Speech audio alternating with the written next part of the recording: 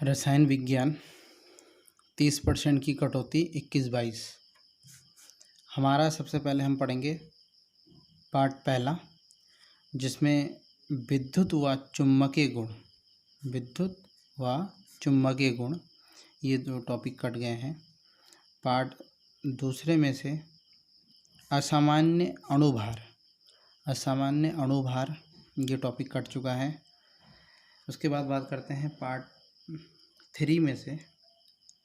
Part three में Faraday के विद्युत अपघटन के नियम, फैराडे के विद्युत अपघटन के नियम, फैराडे के विद्युत अपघटन के नियम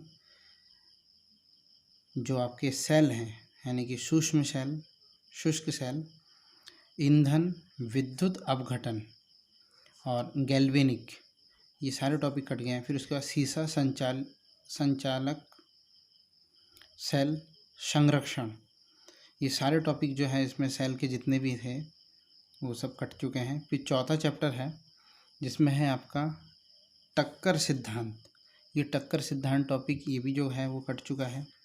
फिर उसके बाद आता है पार्ट पांचवा, जिसमें हमारा उत्प्रेरक समांगी टॉपिक, विषमांगी, वर्धक विष और एंजाइम, और एक है इम्ल्शन व प्रकार। ठीक है, तो इम्ल्शन और इसके प्रकार भी ये सब कट चुके हैं। पार्ट 6 जिसमें है निष्कर्षण के नियम व विधि। ठीक है, निष्कर्षण के नियम व विधि ये टॉपिक भी आपका कट गया है। इसमें आपका सांद्रण, ऑक्सीकरण, अपचयन, विद्युत अपघटन और संशोधन, उसके बाद एल्युमिनियम, कॉपर और आपका जो है Zn का निष्कर्षण, ठीक है, जिंक जो है इसका निष्कर्षण, कुल मिला के देखा जाए तो ये पार्ट छठा जो है इसमें अधिकांश सारे टॉपिक जो है वो कट चुके हैं। उसके बाद बात करते हैं चैप्टर 7 की, यानी कि जो 7वां चैप्टर है उसमें जो ग्रुप है, यानी जो वर्ग है, वर्ग में 15वां ग्रुप, यानी कि जो नाइट्रोजन ग्रुप होता है उसके ऑक्सीजन के संरचना, ऑक्सीजन की जो संरचना, ऑक्साइड जो है की जो संरचना है ये कट चुका है। फिर जो आपका हमारा पी के अपरूपक ये भी कट चुके हैं, फास्फोरस के अपरूपक, फास्फोरस के यौगिक यानी पी के यौगिक। फिर PS3 के गुण व बनाने की विधि ये टॉपिक कट चुका है। PCl3, PCl5 के ऑक्सी अम्ल, ये टॉपिक सारे जो हैं यहाँ से इतने भी टॉपिक हैं ये सारे टॉपिक कट चुके हैं इसमें। इसके बाद हम बात करते हैं जो वर्ग आपका 16 है, वर्ग 16 में से आपका H2SO4 के जो गुण हैं और उपयोग, यानी इसके गुण और उपयोग दोनों कट चुके हैं। और सल्फर जो S है कि ऑक्सी अम्ल की संरचना, यानी ऑक्सी अम्ल और इसकी संरचना, ये सारे टॉपिक जो है आपके इस साल नहीं आएंगे, ये कट चुके हैं। फिर हम बात करते हैं 8वें चैप्टर की।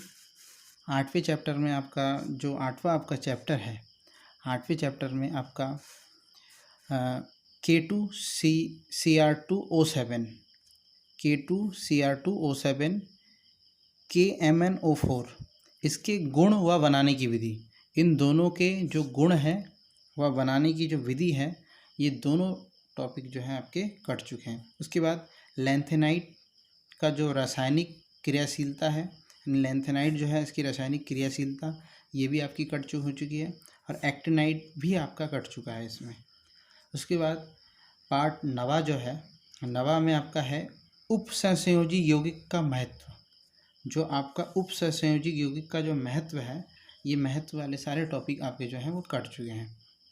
उसके बाद हम शुरू इसमें जो आपका है चैप्टर 10, चैप्टर 10 में DDT, डाइक्लोरोमेथेन, फिर उसके बाद है ट्राई टेट्राक्लोरोमेथेन, आयोडोफॉर्म, फ्रेयॉन के उपयोग व पर्यावरण पर प्रभाव, यानी फ्रेयॉन के उपयोग और इसी के ही पर्यावरण के प्रभाव, ये सारे टॉपिक जो है इसमें कट चुके हैं चैप्टर 10 में से, यानी 10वें पार्ट से ये टॉपिक कट चुके हैं।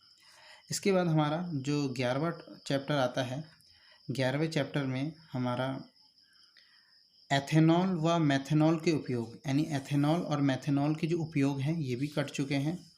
इसके बाद 13वां चैप्टर जो है ये है डाई एजोनियम लवण, जो डाई एजोनियम लवण है इसको बनाने की विधि और इसके रासायनिक विधि और इसका महत्व, ये सारे टॉपिक इसमें कट चुके हैं। इसके बाद जो हमारा लास्ट चैप्टर है 14वां चैप्टर जो है, इसमें आपका सुक्रोज, लैक्टोज, माल्टोज, स्टार्च और सेलुलोज, ग्लाइकोजन और प्रोटीन एंजाइम जो है, और साथ में विटामिन का जो वर्गीकरण है और इसका जो फलन है, ये सारे टॉपिक आपके कट चुके हैं। इसमें हमने जो एक 12वां चैप्टर है, 12वें चैप्टर के कोई भी टॉपिक नहीं कटे हैं और बाकी जो सारे टॉपिक से कट चुके हैं। ये आपके इस साल आप इसको नॉलेज के लिए पढ़ सकते हो, पर ये टॉपिक इस बार आने वाले नहीं हैं केमिस्ट्री में।